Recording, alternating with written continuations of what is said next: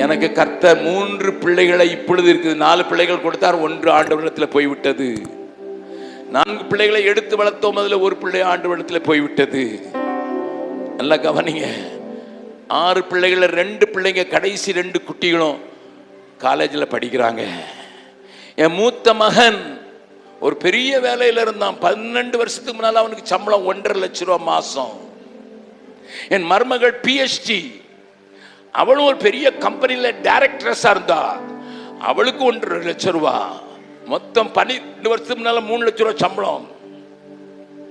ஒரு நாள் என்கிட்ட வந்தான், டாடி ஆண்டவர் எங்களை ஊழியத்துக்கு கூப்பிடுறாரு.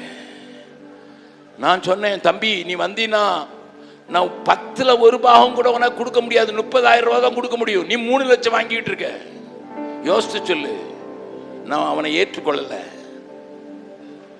மறுபடியும் வந்தான் 1.5 வருஷம் கழிச்சு, டாடி ஆண்டவர் என்னை இருக்க விட மாட்டேங்கிறாரு, ஆண்டவர் உங்களோடு கூட வந்து ஊழியம் செய்ய சொன்னாரு. வேலையை விட்டுட்டு வந்தாங்க.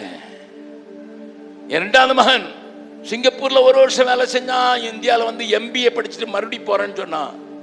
படிக்கும் போது ஆண்டவர் அவனோடு பேசினாரு. சத்தியபாமாங்கிற ஒரு காலேஜில் படிச்சான். ஆண்டவர் பேசினாரு, நீ உலகத்துக்கு அல்ல எனக்குரியவன் என்று.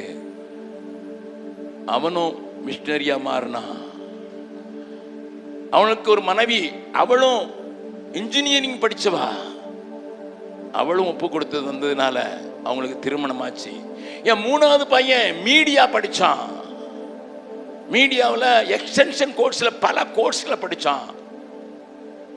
அவனு சொன்னான், டாடி நான் அவனை அட்வர்டைஸ்மெண்ட் கம்பெனியில் போய் சேருடா, கொஞ்சம் எக்ஸ்பீரியன்ஸ் ஆயிட்டு வா. இல்லை டாடி இல்லை.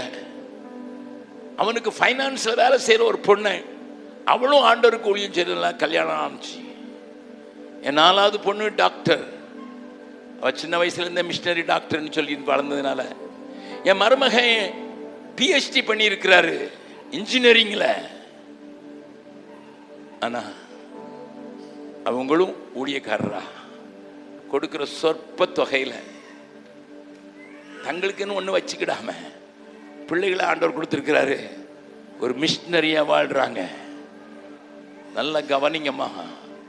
நான் தைரியமா அன்னைக்கு பாட முடியும், நானும் என் வீட்டாருமா என்றால் கர்த்தரையே சேவிப்போம்.